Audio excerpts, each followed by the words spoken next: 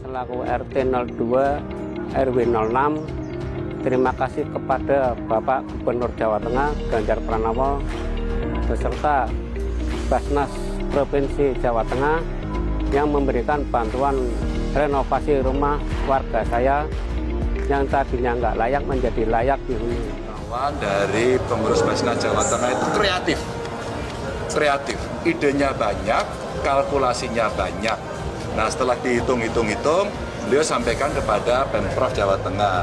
Kemudian kita kolaborasi bareng-bareng untuk membuat beberapa regulasi, mendorong agar warga masyarakat termasuk ASN. Tadi disampaikan mulai dari hulu sampai ke hilir sudah ditangani. Dari hulu ada peternaknya yang dibantu oleh Basnas, muzakinya, mustahiknya sudah ditentukan. Dari hilir juga seperti itu. Nah, kami di Jawa Tengah di tengah-tengahnya ambil.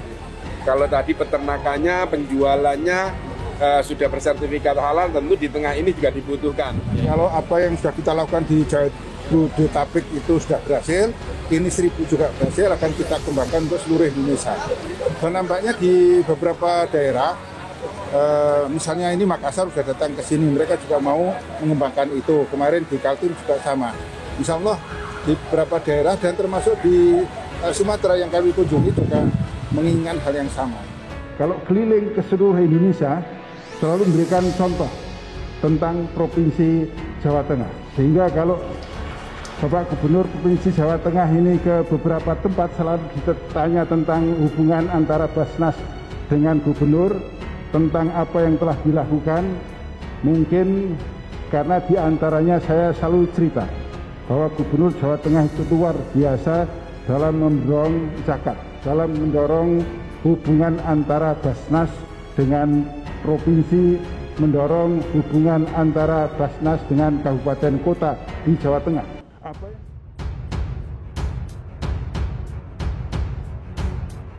Bantuan Basnas untuk kader PDIP jadi polemik, Ganjar perintahkan ditarik. Gubernur Jateng Ganjar Pranowo angkat bicara terkait polemik rehabilitasi rumah kader PDIP yang ikut dibantu oleh dana Basnas. Menurut Ganjar, program rehabilitasi itu sedari awal diniatkan menggunakan dana pribadi. Namun di lokasi pemberian bantuan, ia baru mengetahui jika Basnas ikut hadir dan berniat membantu dengan nominal 20 juta rupiah.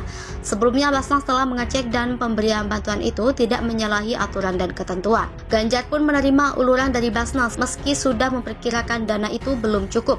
Namun jika banyak pihak yang tidak setuju dengan keterlibatan Basnas, Ganjar pun setuju bila bantuan tersebut ditarik. Lagi pula dana Basnas juga belum dicairkan. Program rehab rumah kader itu baru akan dimulai awal Januari 2023. Prosesi pemberian bantuan di rumah Ketua Ranting PDIP Desa Kapencar Wonosobo itu baru sebatas penyerahan plakat secara simbolik saja. Selama ini, lanjut Ganjar, Pemprov Jateng bekerja sama dengan Basnas dalam program pengentasan kemiskinan. Pemprov Jateng menghimpun zakat ASN untuk disalurkan ke Basnas. Sejumlah program bantuan telah dilaksanakan seperti rehabilitasi RTLH, pembangunan ratusan masjid, TPQ dan pondok pesantren, juga beasiswa untuk para pelajar dan mahasiswa serta pengobatan untuk masyarakat tidak mampu. Ganjar juga menggalakkan gotong royong pengentasan kemiskinan Jateng bersama bupati dan wali kota serta perusahaan swasta. Sejak 2013, sudah 1,14 juta rumah warga miskin yang dibangun menjadi layak huni. Sebelumnya memberikan bantuan rehabilitasi rumah tak layak huni kepada 50 kader PDI Perjuangan. Bantuan tersebut dalam rangka memperingati HUT ke-50 Partai Berlambang Kepala Banteng yang jatuh pada Januari 2023 mendatang. Pemberian bantuan dimulai dari Kabupaten Wonosobo. Ada 5 penerima di Kecamatan Kretek, yakni Sumarwan dan Ngatijo, warga Desa Kapencar, Tukiman Desa Purbosono, serta Pariono dan Sutanto Desa Reco.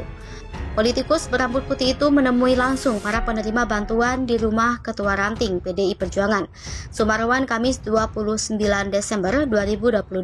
Besaran bantuan sebanyak 20 juta rupiah per rumah dari anggaran non-APBD maupun APBN. Gubernur Jawa Tengah 2 periode itu pun mengaku terharu melihat kondisi rumah kader yang didatangi. Ganjar menegaskan bantuan rehabilitasi rumah akan terus berlanjut hingga Januari mendatang. Hal itu guna memperingati HUT ke-50 PDI Perjuangan. Selain itu, langkah tersebut sekaligus sebagai percepatan pengentasan kemiskinan di Jawa Tengah. Nasdem tantang PDIP adu prestasi, singgung menteri yang ditangkap KPK. Ketua DPP Partai Nasdem Irma Suryani Chaniago menanggapi pernyataan Sekretaris Jenderal Partai Demokrasi Indonesia Perjuangan Hasto Kristianto yang mengkritik Menteri Nasdem. Sebelumnya Hasto juga menyebut parpol yang mengusung sosok antitesa Presiden Joko Widodo alias Jokowi agar memiliki kesadaran politik untuk menarik diri dari koalisi pemerintah. Irma justru mempertanyakan kesalahan apa yang dibuat oleh Menteri Nasdem sehingga PDIP begitu ngotot meminta resul. Ia pun menantang Menteri PDIP untuk beradu prestasi selama menjabat saat ini. Adapun Hasto sebelumnya menyoroti kinerja Menteri Pertanian Syahrul Yassin Limpo yang mewujudkan ketahanan pangan. Menurut Hasto, apa yang disampaikan Syahrul kerap bertolak belakang dengan fakta di lapangan. Alih-alih ekspor beras, Hasto menyebut saat ini Indonesia malah melancarkan impor. Tudingan mengada-ngada. Irma menjelaskan, tudingan Hasto tidak berdasar dan mengada-ngada musababnya. Kata Irma, permintaan impor beras datang dari Badan Urusan Logistik dan Kementerian Perdagangan. Ia menyebut justru Menteri Syahrul membela petani yang jelas-jelas memiliki gabah yang cukup.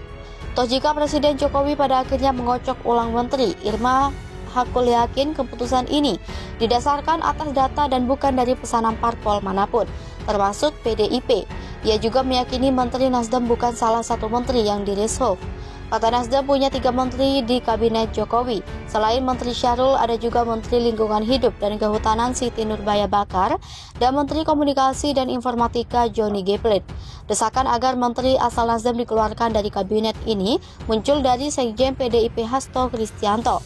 Desakan ini muncul setelah Nasdem mendeklarasikan dukungan terhadap Anies Baswedan di Pilpres 2024.